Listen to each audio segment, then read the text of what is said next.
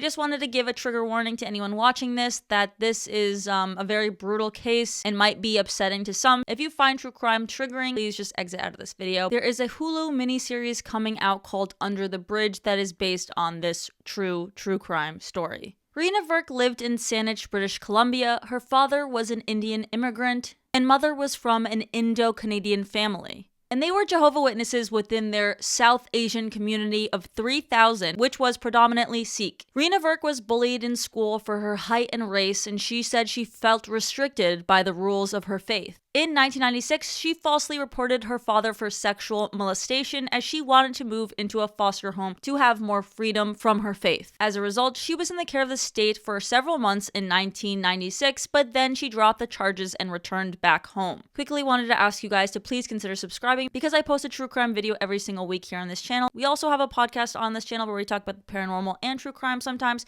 so make sure to subscribe for a bunch of content coming out. Fast forward about a year, the night of Friday, November 14th, 1997.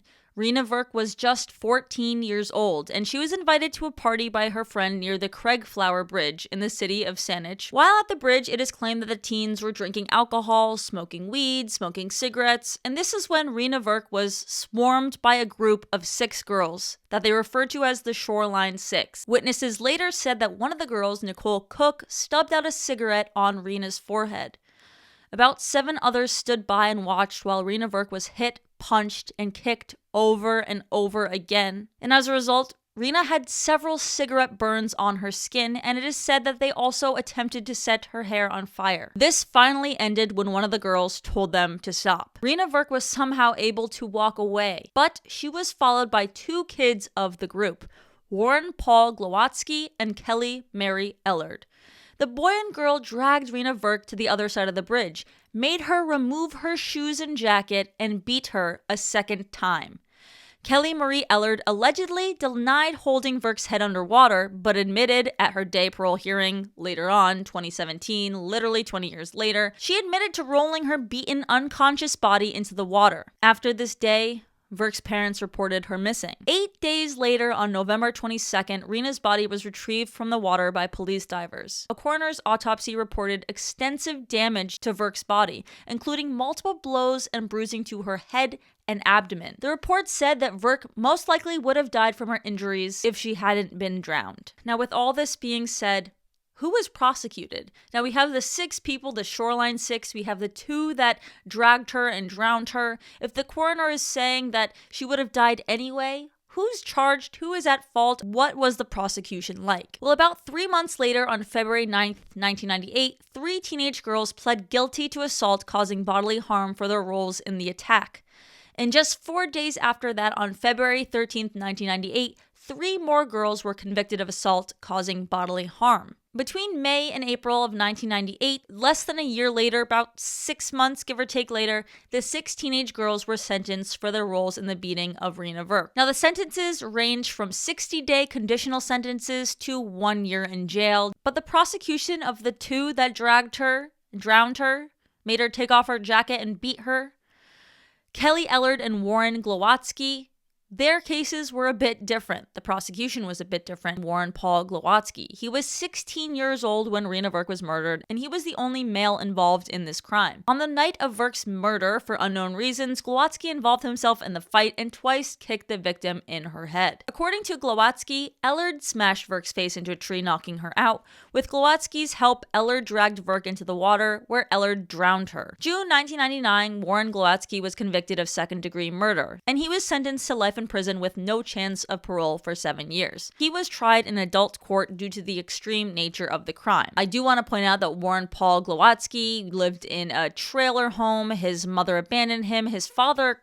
basically abandoned him. He was living alone. Not to say that this justifies anything, but I did want to point out that he did have a bit of a troubled childhood, unlike Kelly Ellard. Her prosecution was a bit different because her family was a little bit more well-to-do, had their lawyers. Now, March 9th, 2000, Kelly Ellard was convicted of second-degree murder in adult court. Again, same to Warren. And she was sentenced to life in prison with no chance of full parole for 5 years. However, in 2003, so literally 6 years after the crime, The conviction was overturned on technical legal grounds by the Supreme Court of Canada. Now, a second trial began in 2004, and during this trial, Kelly Ellard stated, "I am not a monster."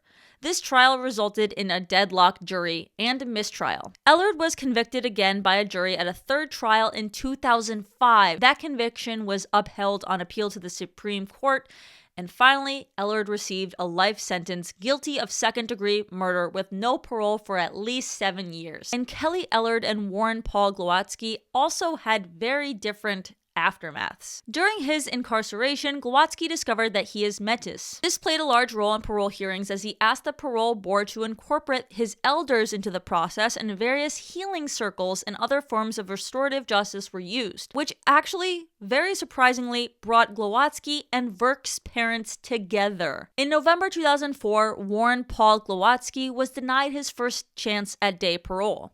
In July 2006, he was granted unescorted temporary absences from jail. The Virk family actually supported this decision.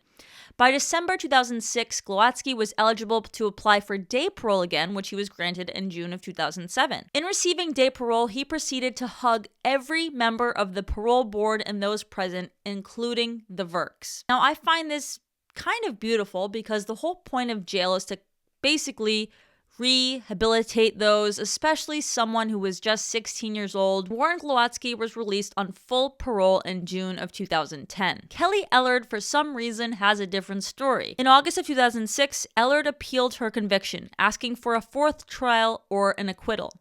In April 2009, Ellard's appeal goes before the Supreme Court of Canada. June 12, 2009, the Supreme Court of Canada reinstates the second-degree murder conviction against Kelly Ellard, putting an end to a legal case that spanned for more than a decade. And in January 18, 2017, Ellard was denied parole. On November 30th, 2017, Ellard was granted day parole. October 30th, 2018, Ellard's day parole extended. The ruling notes that she had changed her name to Kerry Marie Sim on August 22, 2019, and she was granted overnight leaves and extended day parole. According to reports, Ellard was unrepentant for the first several years of her sentence and often found herself in trouble for not following prison rules. When that changed, she was granted day parole in 2017. For Ellard, day parole gave her the opportunity to have 2 children with her partner, but her parole was briefly revoked in 2021 for reportedly using drugs and alcohol.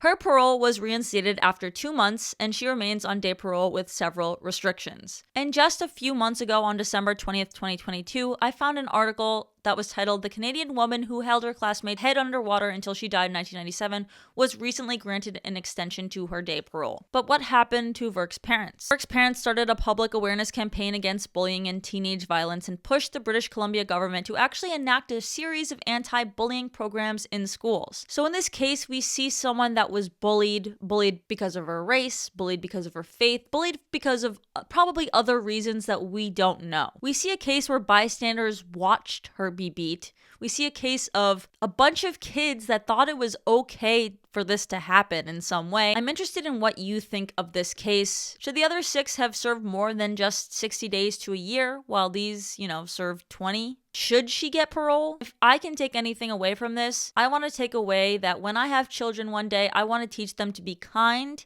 and to always stand up to bullies. And if you are a bystander in a group where you feel peer pressure, to make sure that they know it's okay to call for help.